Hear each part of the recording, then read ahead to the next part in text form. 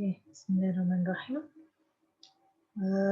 Pada kesempatan kali ini, kita masuk ke materi yang berjudul agent atau dalam hal ini diterjemahkan sebagai agen cerdas. Nah, apa itu agen cerdas? Sebelumnya, saya ingin memberikan kisi-kisi materi yang berhubungan dengan agen cerdas. Yang pertama adalah kita akan membahas apa itu agen dan lingkungannya, lalu berkaitan dengan rasionalitas. Jadi katakan cerdas itu pasti berhubungan dengan bagaimana cara berpikir secara rasional. Lalu pengukuran, jadi ada ukuran untuk menunjukkan kinerja dari sebuah agen yang disingkat dengan PES,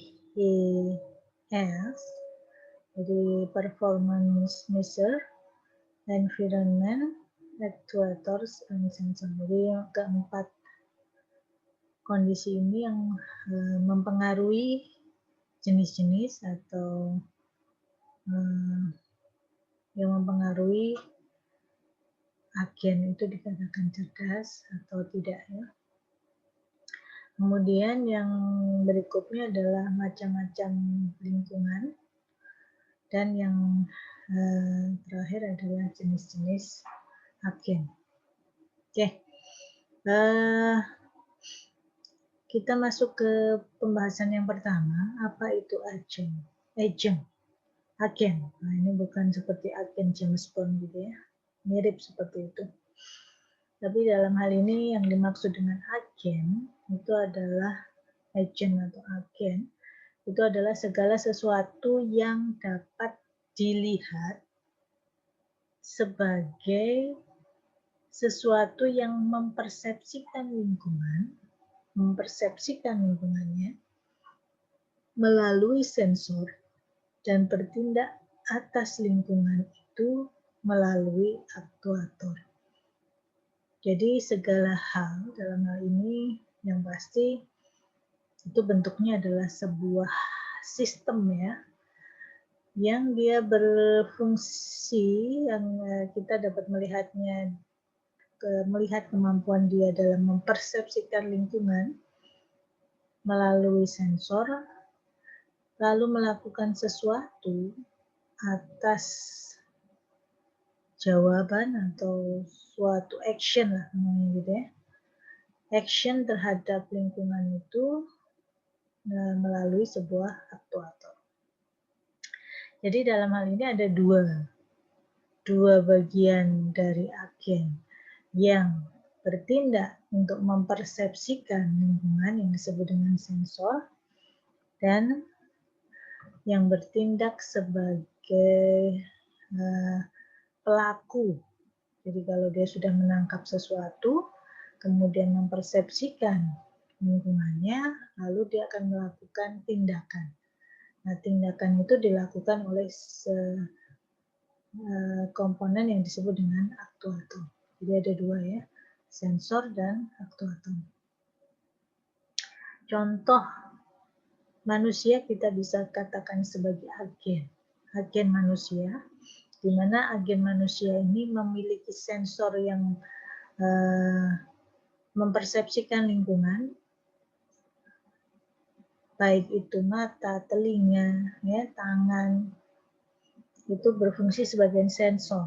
Jadi kalau melihat sesuatu, mendengar sesuatu, terus ada sensornya, lalu kemudian dia akan melakukan sesuatu. Jadi kalau melihat sesuatu, kemudian dia akan melakukan tindakan, misalkan menghampiri dan sebagainya, maka bagian yang melakukan tindakan itu disebut dengan aktuator. Jadi mana yang melakukannya? Contohnya adalah tangan, kaki, mulut, ya. Jadi tangan dia bergerak menghampiri misalkan, tangan bergerak mengambil, lalu kaki bergerak menghampiri, mulut mengatakan sesuatu dan sebagainya sebagai respon dari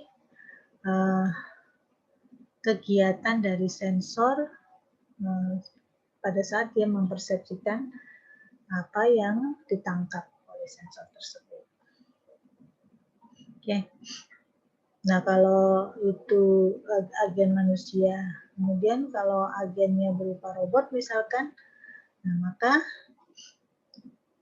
ada komponen-komponen yang bertindak sebagai sensor, contohnya kamera, infrared, kemudian misalkan sensor suhu, sensor suara, dan sebagainya. Lalu yang sebagai aktuatornya apa? Kalau robot itu misalkan dilengkapi dengan motor penggerak berupa kaki misalkan, maka itu akan menjadi aktuator. Ini adalah yang dimaksud dengan agent. Jadi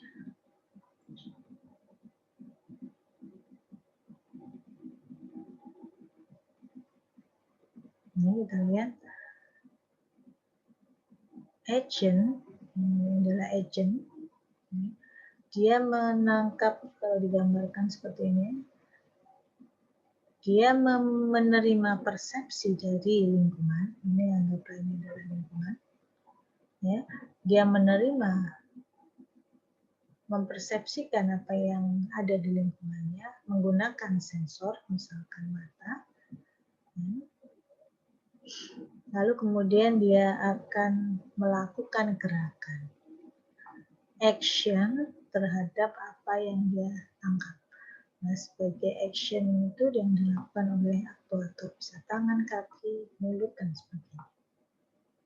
Nah, digambarkan di sini bahwa agen itu bisa dinyatakan sebagai sebuah fungsi F yang memetakan dari sejarah persepsi. Arti sejarah ini artinya persepsi-persepsi yang pernah diterima untuk melakukan sebuah tindakan atau action. Jadi kalau digambarkan fungsi F titik 2 ini artinya yang dilakukan oleh F itu adalah memetakan. Ini memetakan biasanya dilambangkan dengan tanda panah seperti ini. Memetakan dari apa? P. P ini adalah persepsi. E ini adalah action. Persepsi menjadi action.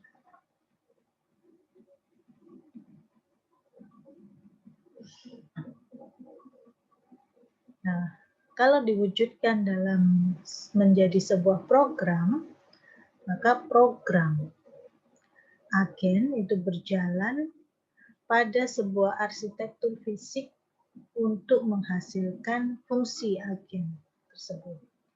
Di mana program agen ini atau agen itu sendiri itu terdiri dari dua hal yang bergabung menjadi satu, yaitu sebuah arsitektur. Arsitektur itu adalah sebuah kerangka kerja fisik ya, di sini ya, berupa kerangka kerja fisik ditambah dengan program.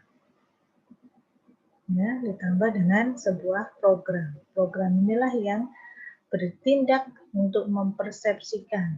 Jadi program ini adalah program yang menjalankan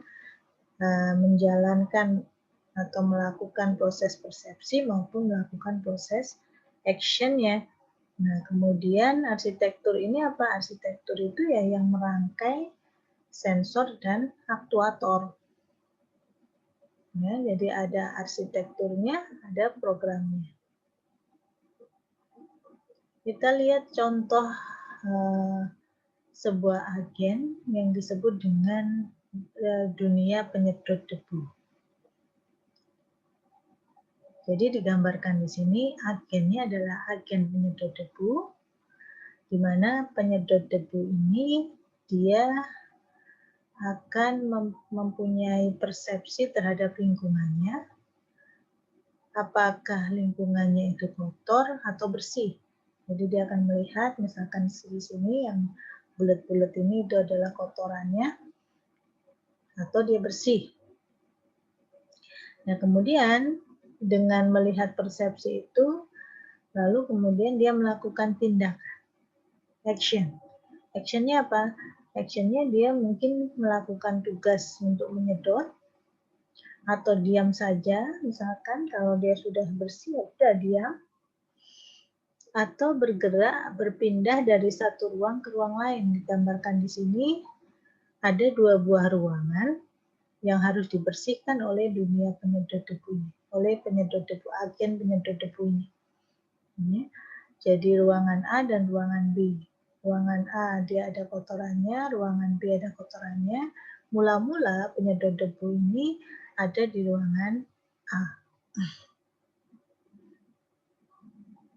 Oke. Nah, kalau digambarkan urutan tindakan maupun urutan tindakan dan persepsi itu bisa digambarkan dengan diagram yang kita sebut dengan digraph atau directed graph. Ya, di mana directed graph itu digambarkan graph. Graph itu kan punya 2 komponen, yaitu simpul atau vertex dan rusuk atau edge atau panah. Ya, di mana urutan penyajian persepsi itu digambarkan dengan menggunakan sebuah simpul. Jadi ini simpul. Simpul ini adalah urutan persepsinya. Ini A, ini B. Ya, ini simpulnya digambarkan, contohnya ini, misalkan yang di sini ya. Ini adalah simpul yang menggambarkan kondisi di mana A kotor. Kondisi kedua-dua ruangannya, A kotor, B kotor. Kemudian kondisi ini juga menunjukkan bahwa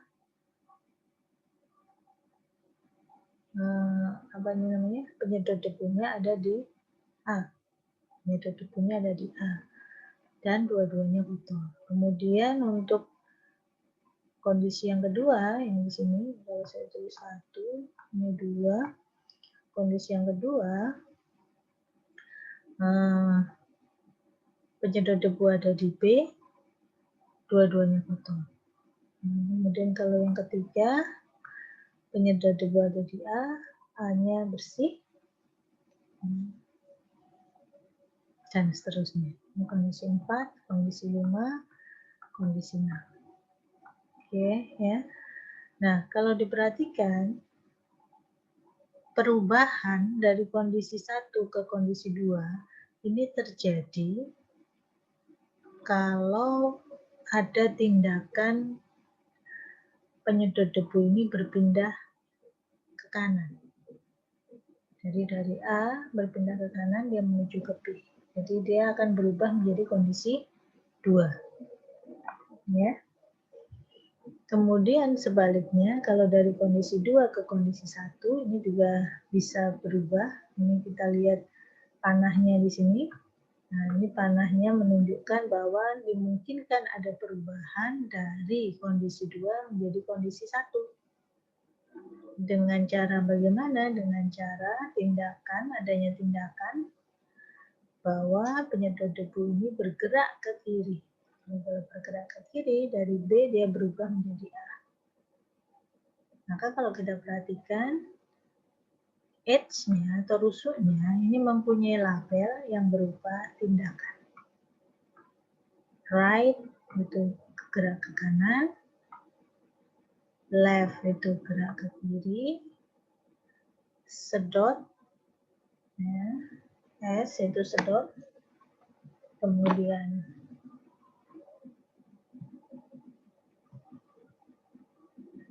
kalau diam berarti tidak ada tindakan, ya. Contohnya misalkan sekarang kalau kita lihat perpindahan dari 1 ke 3, ini kalau kalian perhatikan itu terjadi karena penyedot debu ini melakukan action atau tindakan sedot di A, sehingga A-nya bersih, B-nya masih kotor, dan penyedot debunya ada di A. Lalu di sini kalau kalian perhatikan juga ada loop. Loop ini adalah sebuah kondisi di mana kalau tindakan itu dilakukan, dia tidak akan terjadi perubahan kondisi. Contohnya, dari kondisi 1, kalau dia bergerak ke kiri, ya dia ada tetap di kondisi 1, di mana kondisi 1 itu adalah agennya, penyedot debunya ada di sebelah kiri, ya, penyedot debunya ada di sebelah kiri, kemudian dia digerakkan ke kiri. Nah, di kiri kan dia artinya bergerak ke kiri, ya sama saja dengan kembali ke A. Demikian juga di sini, kalau dia dari kondisi kedua, kalau bergerak ke kanan, dia tetap di B. Nah, urutan-urutan ini adalah semua kemungkinan kondisi dan tindakan dengan adanya perubahan tindakan antara satu kondisi ke kondisi yang lain.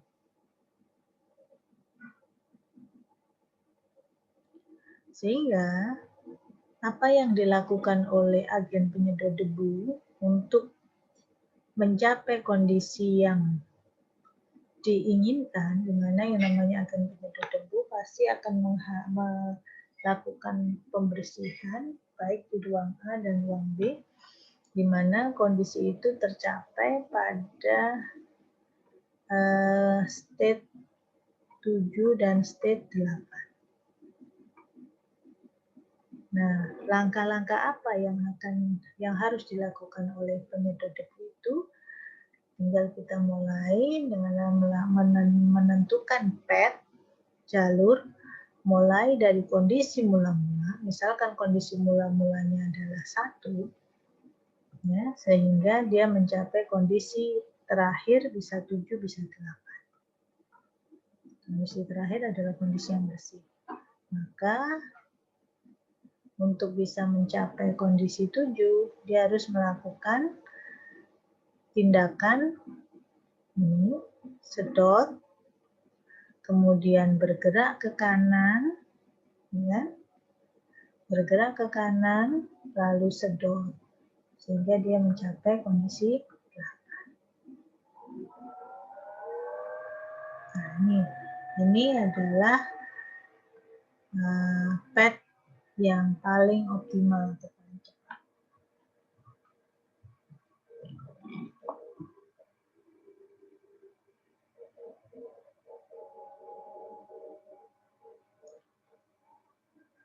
Oke, itu tadi contoh agen penyedot debu.